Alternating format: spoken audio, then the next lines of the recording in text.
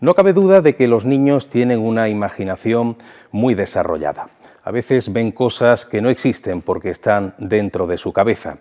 Pero si a esa imaginación desbordada le unimos un escenario real, como puede ser una vieja cripta, le unimos un ventanuco a través del cual mirar y le unimos un par de cadáveres puestos de pie en una esquina, el asunto toma tintes sobrecogedores. Eso ocurrió a mediados del pasado siglo con este lugar en el que me encuentro, que fue conocido como la Habitación del Pánico. Bienvenidos a Málaga Misteriosa. Les habla José Manuel Frías. Comenzamos.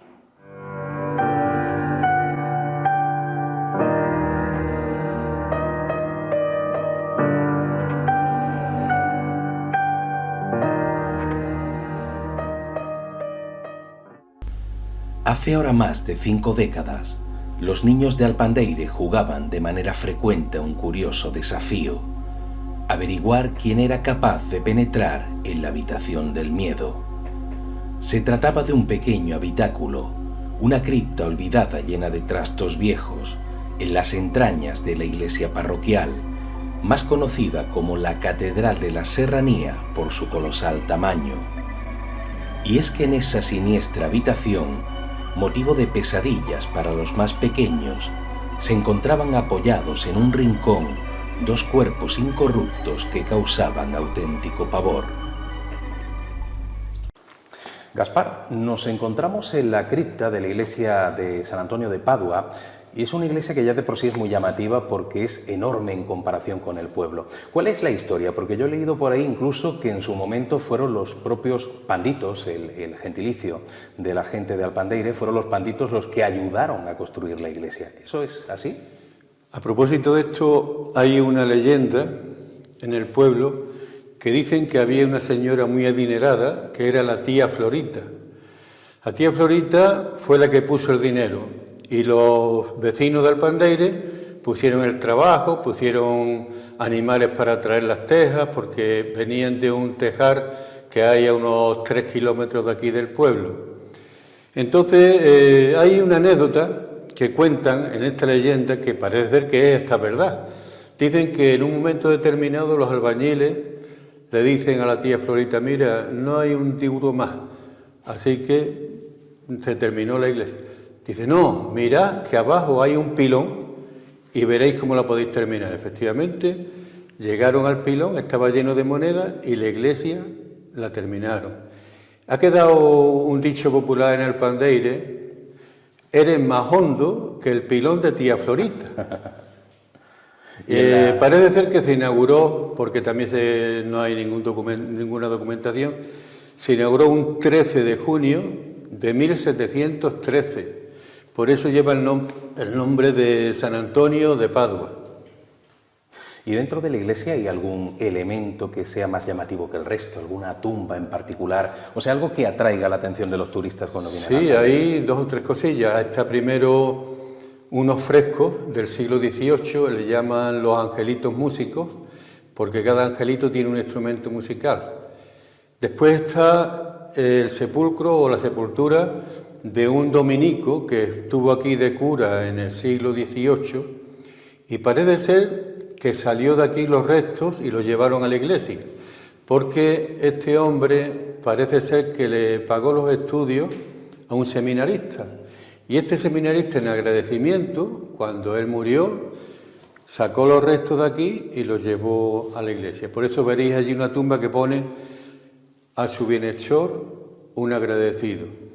Y este hombre tiene su historia, se llamaba Fray Blas Ordóñez, parece que era muy famoso. Y bueno, nos encontramos en la cripta de la propia iglesia de San Antonio de Padua. De la cripta se tienen datos concretos de cuál es la época, si se construyó paralelamente a la iglesia o cuándo se descubrió. Se construyó paralelamente porque es un único edificio. Hay gente que piensa que se edificó sobre una mezquita, no. Fue una construcción de primera planta. Entonces se hizo la cripta a la vez que la iglesia. Vamos a hablar de estas 2 curiosas momias que han llamado tanto la atención, incluso de los propios científicos, pero existe un enigma, o sea, no se sabe en qué lugar fueron encontradas, en qué lugar fueron halladas, porque incluso la gente más mayor del pueblo siempre la ha visto de pie en un lugar determinado de esta cripta, ¿no? Yo, en los años 50, que es cuando yo era un crío y pasábamos por aquí muchas veces, esa puerta estaba abierta, los críos nos daba susto de pasar por aquí, pues sobre todo de noche, apenas si había luces ni nada de eso. Y yo recuerdo siempre que han estado aquí, en la esquina. En esa esquina. Y siempre de pie los dos. Incluso, claro, en mejores condiciones que están ahora. Pero entonces parece ser que estaba de obispo en Málaga el cardenal Herrera Oria. Estoy hablando de los años 70. Y vio que no estaban en condiciones de tenerlas ahí siempre. Y mandó que se enterraran. Y al enterrarse, enterraron las dos en este nicho. Ajá. Y el cuerpo del hombre sufrió más deterioro que el de la mujer. Tanto así que parece que los músculos que tenemos en el fémur y demás están parecen como si fuera madera. Y entonces es porque la humedad le tiró más a él que a la mujer. ¿Y en qué momento se redescubren? Porque estás hablando de un obispo que indica que las momias tienen que ser enterradas para que estén, yo creo que enterradas de una manera un poquito más... Sí, después de los años 80, vino un sacerdote aquí de párroco y dije, mira, me la vamos a sacar porque le vamos a buscar un sitio decente. Y por eso están en ese sitio que ya vemos que es distinto a como estaban antes. Y entonces ya se exponen ahí al público para que la vean. Y desde el momento en el que se descubren o se redescubren, la gente del pueblo hacía alusión a una momificación artificial, porque da la impresión de que están momificadas y que no es natural. Pero de eso se ha hablado. Sí, se habla de dos hipótesis. Una, que puede ser una momificación natural por las condiciones climáticas que tiene el entorno. Pero hay otra que piensan que puede ser tía Florita, de la que os he hablado, y su marido, y que fueron embalsamados ya a base de ungüentos y otro tipo de cosas.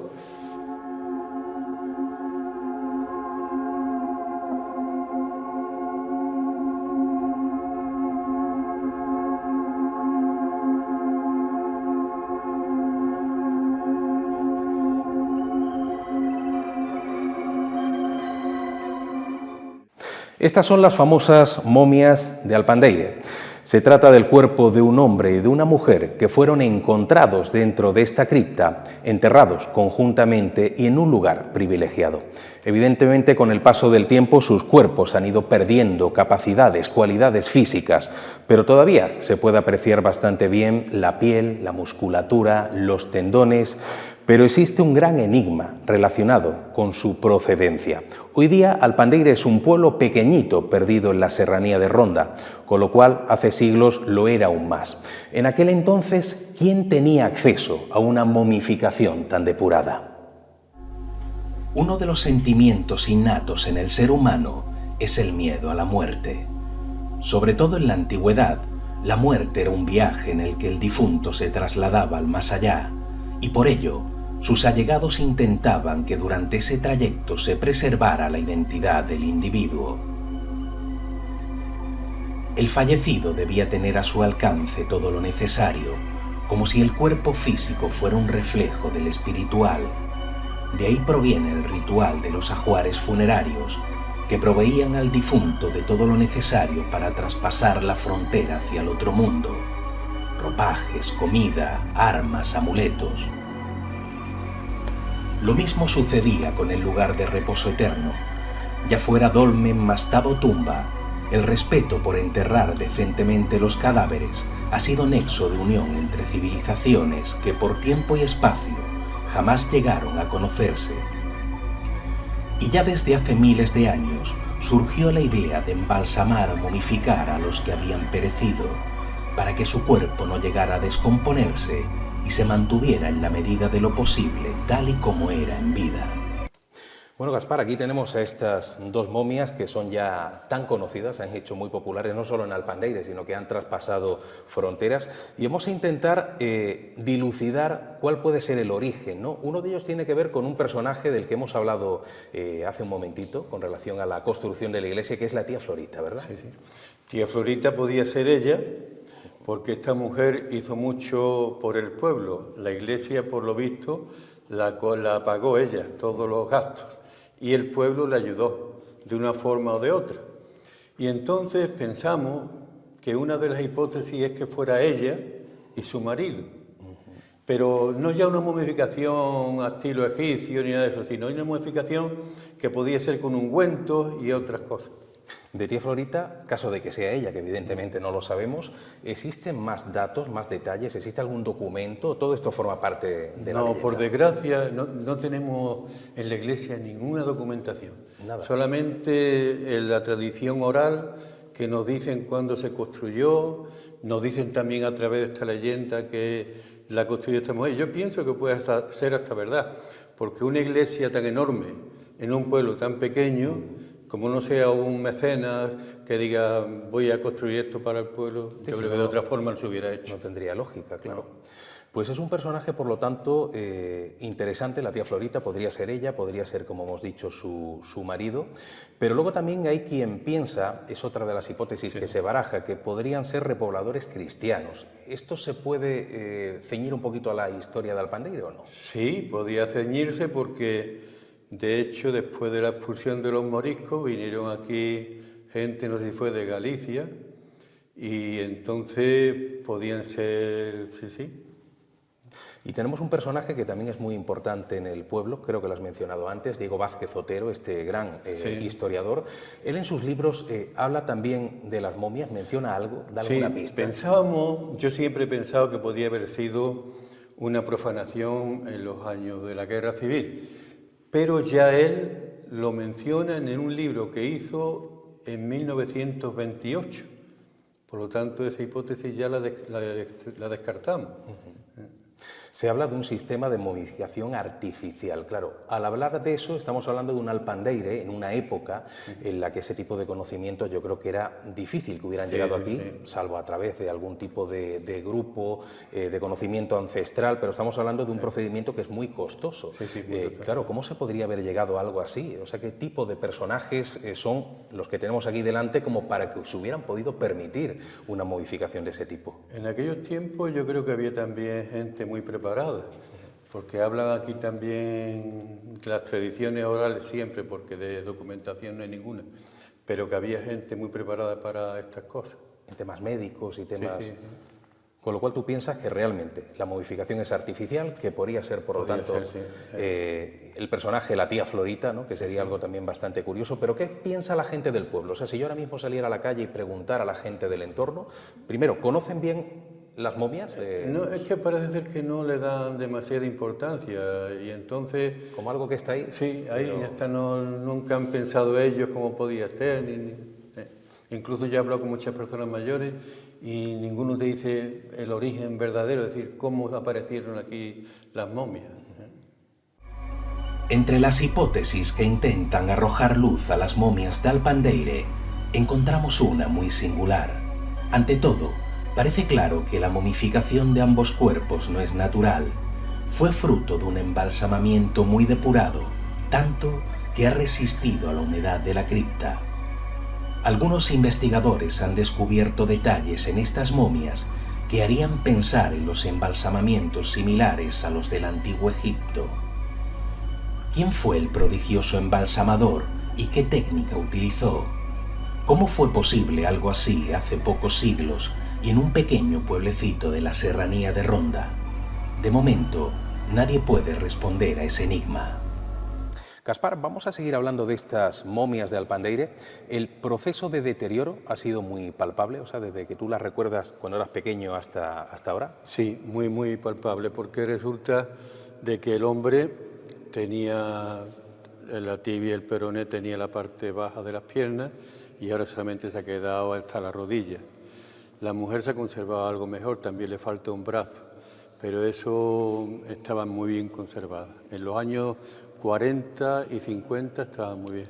¿Pero esas pérdidas se debe solamente a la climatología que hay en la cripta o a golpes que ha podido recibir? Sí, parece ser que no se cuidaron muy bien esta momia, tanto así que por eso el obispo mandó enterrarla, porque parece ser que se abusó. La gente joven las tocaba, las sacaba, las cogía, en fin, y eso fue... Me gustaría hablar un poquito del impacto turístico. O sea, las momias de Alpandeire hoy día forman parte de los recursos turísticos del pueblo. ¿Atraen? Sí, porque de hecho, cuántos y cuántos fines de semana voy yo a la cripta a enseñarle las momias a la gente porque quieren verlas. Y hace como de guía de Cicerone, Sí, ¿no? exactamente, de Cicerone. Además me gusta. Qué bueno. Y normalmente, ¿qué suele opinar la gente que viene? ¿Entiende un poquito lo que está viendo o es solamente el morbo? Algunos entienden, otros lo ven como una cosa extraordinaria porque no lo han visto nunca. Y hay otros que incluso te dicen, mira, ese hombre tiene las manos, parece que está engarrotadas, que tiene los músculos, que si esto. ¿Sí? Y más allá de la gente, los medios de comunicación también se pretenden hacer eco del asunto de Han las venido momias. en alguna ocasión. Yo recuerdo que han venido algunas cadenas de la televisión y han hecho algún reportaje. Aquí incluso se llegó a grabar con Cuarto Milenio y no sé si un programa de esa tirada nacional tan importante. Sí, mucha gente lo vio. El Cuarto Milenio vio entonces aquel episodio. Y vino más gente a raíz de ese programa. Están viniendo más. Yo pienso que aquello influyó. Claro. ¿Y se han hecho algún tipo de investigaciones? Porque tú hablas de gente que viene, que más o menos parece entender, que habla de músculos, de tendones, pero ¿realmente se ha investigado de manera oficial? Parece ser que sí. Parece ser que hubo una investigación para ver si era verdad que tenían tan pocos años, porque en realidad las momias tendrán 300 años, los que tiene la Iglesia. Y parece ser que lo han estudiado y dicen coinciden con esa fecha los estudios. Con lo cual cuadra más o menos con lo que tú ya sabías, ¿no? Como historiador del pueblo. ¿Y existe algún tipo de proyecto para que estas momias, no sé, sean incluso mejor conservadas o que se puedan investigar en una universidad? ¿O eso está un poquito parado? Pues mira, eso basta con que cualquier estudioso quiera comprobar todas estas cosas. Es más, hay más nichos ahí en la cripta que si hay algún estudioso que quiera pedir información o lo que sea, tiene ahí las puertas abiertas. Incluso si eso se pide un permiso para hacer una... A la iglesia, supongo, ¿no? No, bueno, sería... Sí, yo creo que en este caso sería el obispado, a quien habría que pedir permiso. O no sé si también al Ministerio de Justicia, yo es que no sé cómo van las cosas. O sea, si abriéramos algunos de esos nichos que están cerrados, ¿cabe la posibilidad de que encontráramos otras momias? Yo pienso que sí. Yo pienso que sí, porque, entre otras cosas, como hay dos hipótesis, se puede pensar en la momificación natural también. O sea que... Claro. Y si una universidad solicitara permiso para llevarse a las momias por un tiempo e investigarlas, ¿tú crees que el pueblo estaría de acuerdo en que...? Sí, hombre, yo creo que además todo lo que sea bueno para conocimiento de la gente es mejor. Claro, aquello sería un conocimiento muy preciso, ¿no? Si se investigara. Entonces de esa forma podían hacer una investigación más grande. Pues ojalá algún día se pueda hacer y sepamos un poquito más. Sí. Estas dos momias de Alpandeire, Ruth, se han convertido en dos elementos muy conocidos últimamente porque en cuanto se ha empezado a divulgar en los medios de comunicación, mucha gente, yo creo que a veces simplemente por el morbo, han visitado el pueblo, han tenido esas dos momias ahí al ladito, pero sin tener conocimientos técnicos, ¿no?, de lo que están viendo. Y de hecho no hay un consenso. Hay algunos que piensan que es una momificación natural, otros que piensan que es una momificación artificial, que sería un poco la tesis más extendida, pero yo creo que contigo vamos a intentar llegar a una especie de consenso. Ante todo, ¿cómo se producen las momificaciones naturales? Porque es muy habitual eso de abrir una cripta, de sacar una tumba de un cementerio y encontrarte con un cuerpo que parece que no está muerto, que está casi dormido, ¿no? Sí. Me imagino que se tienen que dar unas condiciones específicas para que eso sea así, ¿no? Efectivamente, así es. Las momificaciones naturales se producen a causa de unas determinadas circunstancias climáticas y del ambiente en el que se encuentra el cuerpo. La primera posibilidad podría ser en una condición de frío extremo. El cuerpo se congela a 40 grados bajo cero y a esa temperatura ningún microorganismo puede proliferar, de manera que el proceso natural de putrefacción al que todos estamos destinados no se produce. Entonces, esta sería una posibilidad.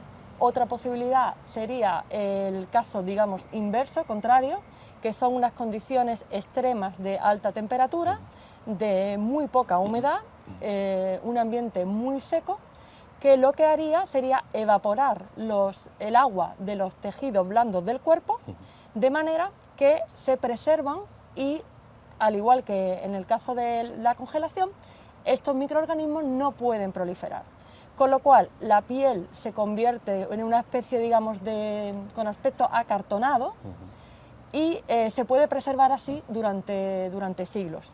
Estas condiciones cambiarían si las condiciones ambientales también cambian, es decir, si en el caso de la congelación de pronto hay una descongelación, o en el caso de un ambiente extremadamente seco, de pronto pasamos a un ambiente húmedo, volvería el proceso de putrefacción en cierta medida y las momias se destruirían. Claro. Y si queremos conocer un poco la diferencia entre una momificación natural, que son un poco las condiciones que tú has mencionado, y una artificial, ¿cuáles serían? O sea, para embalsamar un cuerpo, ¿qué tipo de vamos a decir, de actos hay que realizar? Porque todos pensamos en el Antiguo Egipto, casi siempre se habla de momificación, sí, y pensamos en las momias del Antiguo Egipto, pero no sé si el sistema de embalsamamiento es parecido en todas las culturas del mundo, o si hay una serie de nexos que sí son por lo menos comunes, ¿no? O sea, ¿cómo se embalsama un cuerpo de manera artificial? Pues de manera artificial hay varias maneras de embalsamarlo, siempre se utilizan productos químicos o algún otro tipo de acción. Por ejemplo, uno de ellos sería la radioionización, que sería aportar rayos X al cuerpo, con lo cual se detendría también ese proceso microbiológico. Otro sería, pues, por ejemplo, la corificación, que es muy poco conocido, que es un proceso de momificación artificial por el cual un cuerpo que está metido en una cámara de zinc o una cámara de plomo, al tener déficit de oxígeno, los microorganismos no se pueden reproducir tampoco y también se produce una momificación. El método que todo el mundo conoce, que sería el del embalsamamiento, también se puede hacer por secado, que es con productos químicos secar la piel y secar el cuerpo, y el embalsamamiento, como digo, que es el que se utilizaba en el Antiguo Egipto. Sí. En el Antiguo Egipto, la manera en la que se produjo, digamos que fue de una forma gradual. En el año 6000 a.C. descubrieron accidentalmente una momificación natural a causa del calor del desierto, de la sequedad del ambiente, de la arena caliente que calentaba los cuerpos, pero no era, digamos, una momificación bien hecha porque era de forma natural. Entonces, ya en el 3500 se encuentra en el Antiguo Egipto restos de resina y lino en algunas de las momificaciones y empiezan a momificar los cuerpos. El procedimiento que utilizaban realmente se basaba en unas cuantas fases. La primera sería la extracción del cerebro mediante una trepanación por la nariz. Luego se extraían todos los órganos del cuerpo, especialmente el hígado, el intestino, el estómago y los pulmones, que se colocaban en los 4 vasos canopos, que eran los 4 hijos de Horus en la cabeza. Eran unas vasijas de caliza y de alabastro, dependiendo del caso. Y luego lo que se hacía era procederse a rellenar el tronco del cuerpo, que se ha vaciado de esos órganos, se rellenaba con vendas impregnadas de sal de natrón. Esto era lo que se hacía a nivel interno, y luego a nivel externo se secaba el cuerpo al sol, a las extremas temperaturas que había en Egipto, y se impregnaban de cera de abejas y también resina de los árboles que tenían a su disposición. La cera de abeja hacía un factor muy importante porque es un producto natural que es absolutamente bactericida y mata todos los microbios y impide la putrefacción del cuerpo. Entonces, una vez hecho esto, se envolvían los cuerpos con tela de lino y ya en 70 días se finalizaba el proceso de momificación. Tú no has estado físicamente en Alpandeyre, pero sí has podido ver estas momias, por lo menos por medio de fotografías. ¿Y a ti la experiencia qué te dice? ¿Que estamos delante de 2 momias naturales o de 2 momias artificiales? Teniendo en cuenta que el ambiente de la cripta, eso sí, es un ambiente muy húmedo, que choca un poco con la tesis que antes comentabas, ¿no? Claro. Si las momias están a fecha de hoy en un ambiente húmedo, es muy poco probable que se haya producido una momificación natural, a menos que las condiciones climáticas dentro de la cripta hayan cambiado. Es decir, se produce muy frecuentemente que ambientes que en un momento dado eran secos se convierten en ambientes húmedos, con lo cual también se iniciaría un proceso, digamos, de degradación de las momias. Si el caso de estas momias es que el ambiente es húmedo, es muy poco probable, como digo, que se haya producido una momificación natural. Y luego a mí, observando las fotos de las momias, me ha llamado la atención el color oscuro que tienen, porque las momias del Antiguo Egipto tenían también un color oscuro a causa de esta cera de abejas, de estas resinas que se le untaban, y parece ser que ser una momificación natural el color exterior es un poco oscuro. Si bien es cierto, habría que comprobar, para suponer que estas momias tienen un ritual parecido al que se usaba en el Antiguo Egipto, habría que comprobar si están rellenas de serrín, porque cuando se extraían las vendas impregnadas en natrón, las volvían a rellenar el cuerpo normalmente de serrín, aunque también introducían otro tipo de materiales. Habría que ver el exterior si están envueltos en tela de lino, si tiene algún tipo de tratamiento exterior con resina. Entonces yo creo que en un estudio a mayor nivel, ¿no?, más profundo, quizá podría determinarse si es un procedimiento o igual al que utilizaban en el Antiguo Egipto o parecido.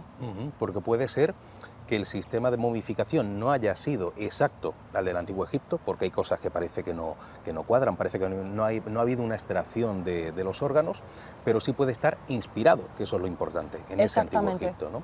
Exactamente. Claro. ¿Y tú piensas que realmente, por una parte, son momias, vamos a decir, artificiales, pero el sistema de embalsamamiento con ese color, como tú dices, oscurecido de la piel, tú piensas que realmente se ha cubierto quizás con esa cera de abejas, que se ha utilizado sistemas, como antes comentabas, parecidos al del Antiguo Egipto, eso sí, ¿no? Claro, pudiera ser que los cuerpos hayan sido untados en betunes, que también se utilizaban, o en algún tipo de producto químico para propiciar la momificación de los cuerpos. Claro, habría que hacer un estudio superficial de las momias para ver si hay algún resto de algún producto químico, de aceites, de betunes, porque también se utilizaban no solo como fungicidas, por decirlo de alguna manera, sino para que la piel fuera más elástica, tuviera mejor aspecto. Ese era el objetivo. Pero yo creo que haciendo un estudio más profundo quizás se podría determinar si la momificación fue natural o fue artificial. Pero lo curioso también es que estamos hablando de Alpandeire, que es un pueblecito que, bueno, lo conoce todo el mundo, pero es un pueblecito perdido en la serranía de Ronda, muy chiquito. Es un pueblo que es peatonal, o sea, hoy día llegas allí, aparcas en la entrada y tienes que hacer el camino a pie. Es precioso, eso sí. Pero claro, hoy día es un pueblecito perdido. Estamos hablando de una época, posiblemente siglo XV, siglo XVI, en que aquello era todavía más pequeño, con gente humilde. ¿Y cómo es posible que hubieran tenido acceso a una momificación de ese tipo? Quiero decir que eso es algo costoso, me imagino, ¿no? ¿O se puede realizar con materiales que están más o menos a la mano de cualquiera? Yo diría que se puede realizar con materiales que están a la mano de cualquiera. Lo que sí es cierto que hay que tener el conocimiento, y eso es, claro, lo que sería más difícil de indagar. ¿Cómo sabían, en el caso de que lo hubieran hecho, que tenían que utilizar para embalsamar un cuerpo cuando no era una tradición de la época, en ningún momento lo ha sido, momificar a las personas? Entonces, el saber cómo ha llegado el conocimiento a esas personas lo veo incluso más difícil que pues, conseguir resinas naturales, que está al alcance casi de cualquiera, o conseguir cera de abejas, o los productos, o cualquier sales con las que también desecar el cuerpo por dentro. Claro, pero lo extraño es lo que dicen, ¿no? Esa época posiblemente dicen que podría haber sido repobladores cristianos, un matrimonio de repobladores, o bien en el siglo XVI un matrimonio muy adinerado, ¿no? Pero en todo caso, estas dos momias se encuentran hoy día dentro de una cripta. Las condiciones no son quizás las idóneas porque no hay un control de la humedad ni de la temperatura, allí hay una humedad brutal. ¿Tú piensas que deberían ser, si no extraídas de aquel lugar y llevadas a otro lugar donde sí haya unas condiciones favorables, sí por lo menos acondicionar esa habitación? O sea, las momias podrían empezar a perder capacidades físicas si siguen estando en un lugar así. Yo indudablemente creo que si las momias están sometidas a un estado de humedad alto, evidentemente la momificación va a ir deteriorándose poco a poco, porque el proceso de momificación, uno de los requisitos que necesita es extrema sequedad o extremo frío. Si no se da ninguna de las dos circunstancias, el proceso es absolutamente reversible y se empiezan a deteriorar. ¿Tú piensas, como dicen algunos, que quizás deberían ser estudiadas en alguna universidad, o sea, ser extraídas de allí y ser llevadas a la mesa de estudio de alguien que realmente entienda y que haga un estudio en profundidad y, por lo tanto, a partir de ahí decidir qué hacer con ellas para que se conviertan o para que sigan siendo un elemento turístico en el pueblo, pero con un mayor control y ya con un conocimiento de causa, ¿no? Bueno, a fecha de hoy lo cierto es que no se sabe realmente el procedimiento exacto, la mezcla que se hacía en el Antiguo Egipto para conseguir momias tan perfectas, aunque sí tenemos datos de esto de las sales de natrón, la cera de abejas, pero hay como unas fórmulas ahí secretas que todavía no se han descubierto. Yo indudablemente, dado la excepcionalidad del caso, sí que los sacaría de allí, los pondría en un lugar más seco donde se puedan preservar en condiciones adecuadas, y sí creo que son dignas de estudio, por supuesto que sí. En este rincón tenemos de todo. Un descubrimiento ancestral realizado hace algunas décadas. El miedo de unos niños que llegaron a estigmatizar esta vieja cripta. Y un sistema de momificación que es todavía un auténtico enigma. Y es que en Alpandeire todo es magia. Nos vemos en una próxima edición de Málaga Misteriosa. Un fuerte abrazo a todos.